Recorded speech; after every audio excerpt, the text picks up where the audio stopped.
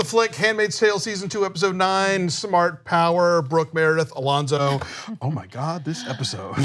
Every week it's like, oh my God, this episode. It was a bunch of stuff we were waiting to happen. Yes, exactly. This is one of those payoff things where it's like, what happens when these people meet, and what happens when this gets out of the bag, and what's fascinating is that they're figuring out a way to make this show compelling when June is stuck in the attic pretty much the whole time. So it's all about what else is happening in the outside world and how she finds out about it and how that makes her feel about things. So over the course of this season, we've seen her go from like, I let my daughter forget me, I'm just gonna be a good handmaid, to like, I'm keeping this baby and getting out of here. We saw that in this exact episode, like all of that. Like, I feel like last season was, or the beginning of this season was a bit of that like stretched out, and then she did it all over again just in this episode. She did, because we saw that like she succumbs to it, and then when she's finally in the hospital, and she's like, I'm gonna get you out of here. And then she almost has like the friendship going with Serena Joy, and then she's like, nope, we're done, we're out of here. Yeah. Serena. So yeah, I mean, we start from the top. So yeah, sure. So Serena says, "Listen, baby's born. You are out," and so she manages to get both Rita, the Martha, and Aunt Lydia of all people to sort of be kind of surrogate godmothers and keeping an eye out for this kid. She starts preparing for that, and I think also, I always say like the aspect of how they play each other, because everybody has moments of being just a total fool. And that was her moment of, she was protecting her baby, but also snitching on the family. Do you know what I mean? Oh, totally. The way she manipulated Aunt Lydia. Right. No, that was, and that's kind of like the attitude I've wanted to see from June for a while, is the sort of like play within the confines of the system and undermine it, because they're obviously the extroverted way of tackling things isn't going to help. We saw actually how little the bomb, devastated Gilead, but the little subtle undermines of like, get Aunt Lydia on your side, play her to your role, and then suddenly Aunt Lydia is gonna start to look for things that might not even be there. Sure. Right. At the very beginning of this episode, whenever Fred was talking to Serena and trying to get her to go with him on the trip, and he's like, Canadians think women here are oppressed. I'm like, Fred, you are not well. Fred is not well. Oh, man. And neither is Serena. You cannot even give her an inch of your heart, because she reminds you who she really is. Just that quick with, look, you gotta go as soon as this baby's born. You realize that, right? Yeah. No, I mean, she is a monster, but at the same time, she's a monster who is trapped in a horror show of her own making. So I don't know if I necessarily feel sympathy for her, but it is sort of this fascinating, I don't even know if it's irony. I don't know what it is, but that does sort of shade the character. After last week's episode, I'm starting to grow some sympathy for her, because I started looking at it. We talked about this last week, but I'm starting to look at it because I don't relate to Serena Joy at all from like a personal perspective. But once I started to like listen to other friends who came from a more religious background talk about Serena, I started to develop, not sympathy, compassion. That's what I would say I have for Serena. Though after, like today or yesterday's episode, there's that meme of like, from The Lion King where they're throwing Simba off into the ledge and just says, get the F out of here. That's me with Serena right now. Like, just I don't care, like either. Listen, I did come from a super religious background. I have nothing for Serena. Okay. Nice, yeah. So I don't. But yeah, so the whole thing where I love this is the first time I guess really they've addressed that there is still an American government. Yeah, in Hawaii. They've at least got Hawaii. They're in Hawaii, right? Yeah, What about I'm Alaska? sure. I was thinking about that. Maybe they like Hawaii, Alaska, maybe like Guam, and maybe they rebuilt Puerto Rico. But yeah, clearly the lower 48 is all Gilead, I guess. Although obviously a lot of it is the colonies, which is just you don't want to be there. I love when we see how we got to see how Canada is directly like on a daily basis affected by, these days, this specific day in these episodes. Like we saw how they're watching the news and they see this group is coming. Yeah. And I like Moira immediately being like, seeing them get off the plane and being like, no. That's Waterford. Yeah. That's him. Yeah, so having Waterford's face off with June's husband, that's a moment we were waiting for. And then having, when Nick passes off the letters, I'm not sure I entirely buy how fast that turnaround came. Like they uploaded all the letters that night, and by morning there are mobs in the street. I mean, like I would like to think so, but that was, that seemed a little dramatically Canada's just convenient. more proactive than America. What can we say? But but going back to Serena Joy, when they give her that itinerary and it's all the pictograms, so she doesn't have to read anything. I was like, Just that interaction when they got there and how they were received, the gay man talking about like kind of giving that shade, like when we feel welcome. Right. And then the picture menu that Serena got because she's 5. And then the conversation with the Canadian official who's talking about her love of work and her love of reading. And Serena has to lie and say she really likes knitting. It's so good.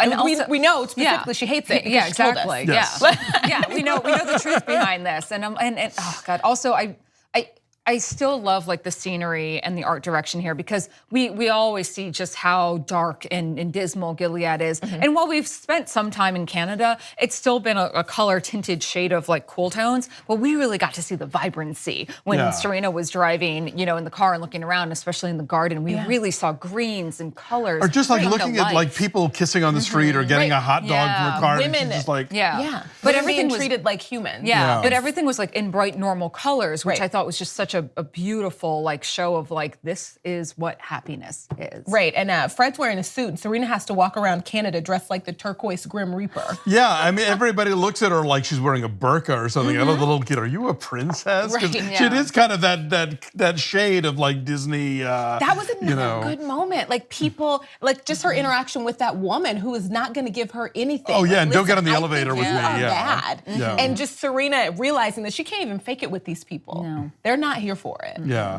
and then with the have a blessed day and all this stuff. It's like the woman looks at her like, are you crazy? Oh hell no! Get away from my child. Get away from my child. Yes. Do you think we'll see Tulo again? The American government representative. Oh, I think so. Yeah, I mean that was pretty good right there. Like we'll see each other. He fooled me. I didn't pick up I thought he was just a normal guy at the bar, and then she was like, "Your information is outdated." Yeah. And I was like, "Oh, I know. Oh, who is he?" Because I was thinking like there is something. The figure of that woman in Canada in that outfit would be so unusual that there is a subset of dude who's like, oh, I gotta score with that just because that's like that's a box you don't get to check much. You know, it's like picking up a Mormon missionary or something. Right. Also, I'm sorry, like you get your first moment of freedom and you go to a bar and you order Riesling. I know. That's the wine that you've missed. That's of all the wines out there. She's way out of practice. She's got to work her way back to the single malts. But I also like that there was kindness in Nick telling June's husband that the baby was Waterfords. Yeah. Do you know yes, what I mean? that he did leave that out. That was yeah. well, and also I think self-preservation because I didn't punch him in the face, but also but him getting to share the information about Hannah and then getting to bring all that information back to June, especially the part about them being basically kicked out of the country. Like just she lights up so much. She's so thrilled to hear all of this stuff, and I loved Moira's moment of banging on the car and like holding the sign up and making him look at her and her real name. It's a continuation of that moment with the Handmaids a couple weeks ago where they tell each other their names in the store. You're right. It's like there's real power in that this is my name, not the one you gave me, not the one this is the one you tried to take away from me, but I still have it, it's mine.